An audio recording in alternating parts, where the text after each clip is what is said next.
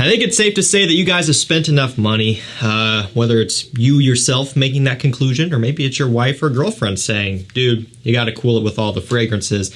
We've all been there.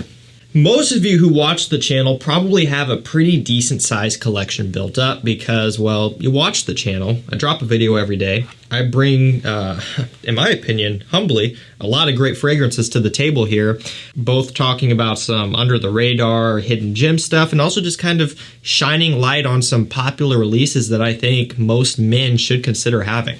And so we all learned pretty quickly that this can go out of hand pretty quick and you can end up with a lot of fragrances sitting behind you on a shelf. So what if I said that the 10 fragrances that I have right here, 10 of them, are the last fragrances that you will ever need to buy? Like if you're like, okay, I need to start slowing down here. I need to maybe think about just being content with what I have, but maybe you want to pick up a few more just to kind of finish it off, just like a little nightcap for your collection. These are ones that I would recommend you look into. Now, it's worth noting that you don't need to buy all 10 of them. I'm giving you 10 here as an option for you. So you could pick, 1, 2, 3 of these, a handful of these, depending on what your taste is, just to kind of, place the cherry on top. Sprinkles on a sundae. Just kind of finish your collection off with a bang, because I think all of these right here bring a lot to the table. They have great value, great performance out of all of these, and I just think they're fragrances that would be a great way to kind of top off your collection, at least for the time being. Maybe you'll want to pick it up and start collecting heavily again later on, but if you want to take a break and let the bank account recover, finish off with a bang here.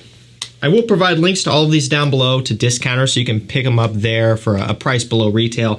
We're going to go and start it off here with Bulgari Man Wood Neroli. So of course we have Neroli, we have woods, we have bergamot. This is fantastic stuff. Been talking about this one recently and I love it. Made it in my spring list. It smells great. Such a high quality bergamot note right up top. Of course, the neroli giving it a little bit of a floral sweetness and a good amount of woods, of course. So if I had to compare this to one or two things, well, maybe three things, I would kind of say that this one fits into the category of fragrances like the following. John Varvatos Artisan Pure, Xerjoff, Kobe, and Xerjoff Neo to some extent. And I'll break that down briefly here. It kind of has that sweet bergamot note that Neo has, but it also has that kind of sweet floral neroli component that Kobe has, like a sweet citrus smell. Kobe's probably my favorite citrus fragrance, Neo right beside it. And then it has kind of the green herbaceousness of something like John Varvatos Artisan Pure. So in a way, it's kind of borrowing bits and pieces of those, but at a severe fraction of the price, at least of the Xerjoffs. Artisan Pure, not too terribly expensive, but I'll drop a link down below to where you can get this one for like $40 for 100 milliliter, which is unheard of. Basically everywhere else, this is going like 50, 60 bucks. Great stuff. It would be a great way to kind of finish off your collection, at least for a little while, and you will be set for spring and summer.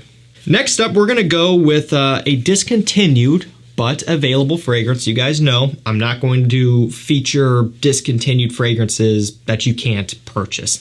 And at the time of me recording this video, this one came in stock. And it's been in stock for a while, so it seems like the supplier just got an absolute boatload of this stuff shipped in because a lot of bottles are sold and still moving as well. This one is L'Odyssey Noir Ambre by Issey Miyake. You guys remember this stuff, right? Man, it went so hard back when it was kind of just getting discontinued. There was a whole frenzy about it, and now it's back. It's made a return. There was a huge shipment found, who knows where. And so it's been selling like crazy. And, when I first got this one in, I was reviewing from a sample. It wasn't for me. This was about 4 years ago. And so, of course, over the years, my taste has changed heavily.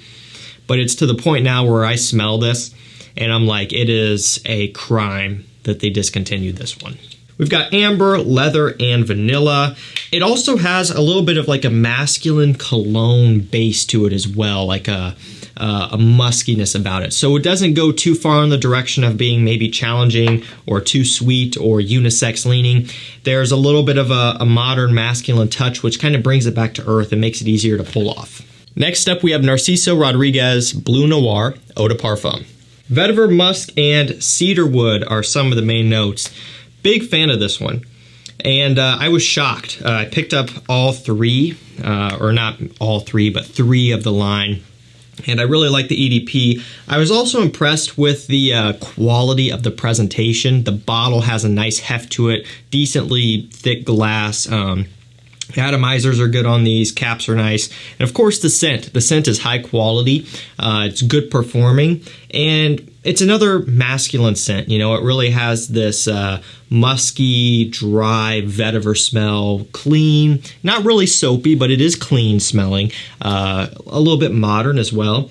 It's something that I think a lot of guys could pull off and would really enjoy. And it's also one that's just super easy to rock with. It's super likable, and it also kind of appeals to the collector, I would say, more so than some other stuff out there, which is a plus as well. If you kind of want to finish your collection off there for a little bit, this would be a good place to go, especially because this would be a nice one to wear when the weather's a bit warmer out. So this next one, we have a new release, and it was super easy for me to decide to put this in here just because it brings it full circle, and you'll know exactly what I'm talking about. It's Aqua Di Gio Eau de Parfum. It was a no-brainer, you know, while it is kind of controversial already, which when you think about it, anything that's at the top of the game is going to be controversial. There's going to be haters. There's going to be people who like it. There's going to be people who probably like how it smells, but they like to hate on it just to be different anyway, which is always great. And so that's kind of where this one sits. For me, it really would bring it all full circle. You know, if you have a collection that's pretty substantial and you have the original Aqua Di Gio, you have Profumo, Profondo, Essenza, or not even all of those, maybe just the original, you could kind of end it off with Aqua Di Gio Eau de Parfum. It's been a long time in the making, and this would be a good place to kind of just put it away for a while and enjoy the new EDP and the rest of your collection without having to purchase a bunch more stuff.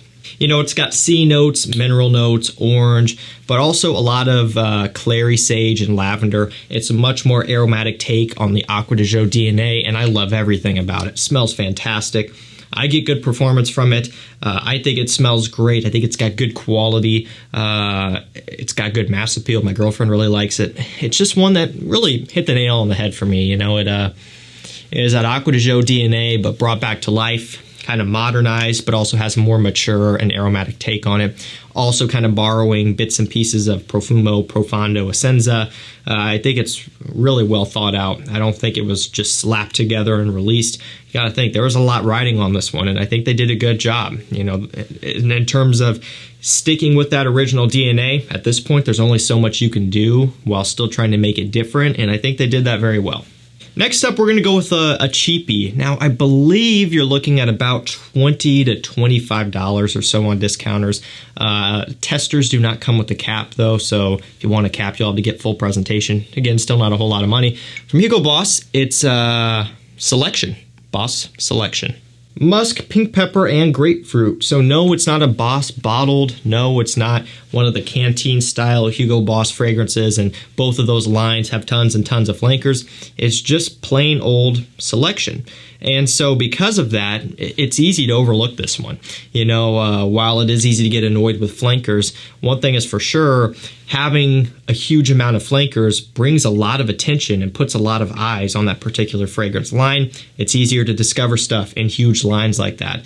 This one gets easily overshadowed. It's outnumbered by a severe amount, but I love it. I love how this one smells. It's soft, it's musky, it's a little bit spicy. So you've got musk, you've got pink pepper, grapefruit. I mean, it's impressive, you know. You may look at the note breakdown, you may look at the price, you may not think much of it. And while it won't necessarily blow most of you away, it doesn't blow me away in terms of scent, it does really impress me in terms of quality and everything given the price point. You know, I think that for the price, this one is a fantastic pickup. If it costs $50, $60, $70, my opinion would be drastically different on this one. But the fact that you can get it for such a low price on discounters, it makes it hard not to recommend because it's got the good smell going on, and when you factor in the price, it's a no-brainer. It could be a great signature scent, great springtime scent, great early summer scent, good evening scent. Even the presentation, it's so simplistic, it's so stripped back, but yet it also kind of conveys the scent very well. Just classy, refined. The cap has a nice detailing on the top here, kind of a brushed finish, textured finish. I don't know if you can see it or not. Probably won't really show up on the camera. I need more light, but I can't get it. Anyway, presentation is nice. Price point is even better. Another new one, of course, without a doubt, Gentleman Eau de Parfum Reserve Privee. Iris, chestnut, whiskey, and woody notes are some of the main notes. So it was another one where I was like, yeah, it's a new release. People are not going to be interested in seeing these new releases in the videos already because they're new and they're not on discounters yet. But I knew that if I excluded these fragrances for that reason, I would be unhappy with the list, and I only like to put out lists and videos that I fully stand behind. I didn't want to substitute things for reasons like that. Realistically, a lot of people pay retail for this stuff. A lot of people went out and bought Gentleman Reserve Privee when I posted about it, when it was launched. Same with Aqua Di Gio EDP. A ton of people bought that one at retail. So, you know, it's one of those things where I really do think that something like this, something like Aqua Di Gio EDP, is a drastic improvement, and it is a worthwhile flanker. This one here has more of a richness, has a nice boozy accord. The chestnut really gives a unique twist. It's got this oak barrels, boozy, sweet touch. I mean, it smells great, you know. It's much richer than the EDP. It just really kind of brings it home for me, you know. It is everything I was looking for in a flanker. And I say this often with fragrances out there. I'm like, man, you know, if they added a boozy note or something to this one, it would be that much better. And they actually did that here, and I'm so glad they did. I think it worked out great. I think the bottle and the aesthetic of it is a huge win. I think this one's going to go on to do very well, especially once it does hit discounters at some point, probably towards the end of the year or so.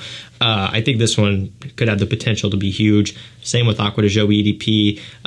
If you're looking to kind of finish off your collection for the time being, you want to buy one or two more things, I would consider this one highly. A little bit of a different one up next. We have Extreme Rush by Michael Kors. So this one has blood orange, juniper, sage, and red thyme, part of their Extreme line, of course. And it's very aromatic, okay? It's all you need to know. Very, very aromatic, a little bit herbaceous.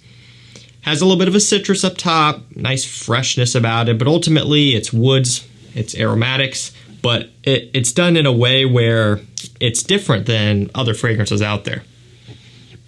I mean, it really does have this nice kind of invigorating opening.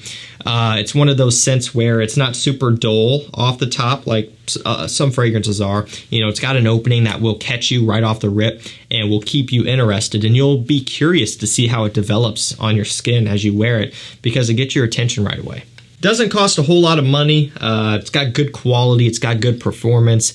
Presentation is even nice, although my only gripe is that the cap is like, it literally just sits there. There is no click or magnetic at all. I mean, it literally, do not even think about lifting this up by the cap. You could almost just look at it and the cap will fall off on its own. Not that it's a huge deal, but you know, if you got a lot of fragrances, you may like to just move things around on your shelf by just grabbing the cap and scooting it over. I mean, you literally can't do that. But other than that, you know, bottle looks cool, love the coloration, love the scent even more. Performance is good, quality is great. Nice one to kind of put the cherry on top. And it also kind of looks like a cherry. Not the bottle, but the color. Okay, let's go with Y Le Parfum by Yves Saint Laurent. Not a parfum, so I don't know what's up with that. People have pointed this out before. Yes, I understand. It's not a parfum. They say it's Y Le Parfum, but I'm pretty sure, yeah, it's just an EDP. Don't know why, but what I do know is that on a very sad day, if I were forced to choose between the Parfum and the EDP, and you know, someone was going to take away whichever one I didn't choose, and that would be a sad day because I love them both, I would have to go with the Parfum as the one I would keep. it's that much better for me. It's refined, it's improved, performance is great, longevity is fantastic. Projection is actually toned back a tiny bit in exchange for better hang time and sillage in the air, which is what I like. You know, it kind of wears like a parfum, even though it isn't a parfum concentrated scent. For me, this is the way to go. I love how it's even more aromatic, smooth. I wear it a lot. And I'm super glad it's springtime going into summer because I'm going to wear it even more. I mean, I was wearing this one over winter time when it's not really a winter fragrance necessarily. So if you're looking for a good performing compliment getter to kind of finish off your collection for a little bit, I would go with that one. But I would also consider going with something like Chrome Extreme, Orange, C Notes, Cashmere, Juniper Berries. 2 words. Well, 3 words. Aqua Di Gio Profondo. There you go. It's actually 4 words. 4 words. Aqua Di Gio Profondo.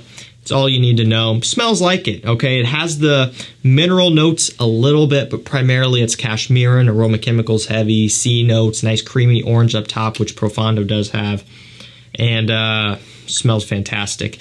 Big fan of this one. Now what's nice is if you're in the right place, you can get the 100 ml for about $36 or so. A lot of other places stock this one for 50 plus for 100 ml. Click the little special link down below, and you can magically get this one for $36. To be fair, it's a great pickup at $50, $55 in my opinion, and I think I paid around that when I got my bottle. But when you can get it for $36, it's at that point an absolute no-brainer. If you want to be set up for summertime, check that one out. And last up, if you want the ultimate work fragrance, the ultimate school fragrance, the ultimate classy, sophisticated smelling scent, Prada L'Homme is the way to go, and it would be a great little final addition, the cherry on top, so to speak, to your collection if you're going to start to cool it. It's got iris, neroli, black pepper. It smells great. Love it. You know, it's been talked about to death at this point. I don't feature it so much anymore, not because my feelings have changed, but just because you've seen it before.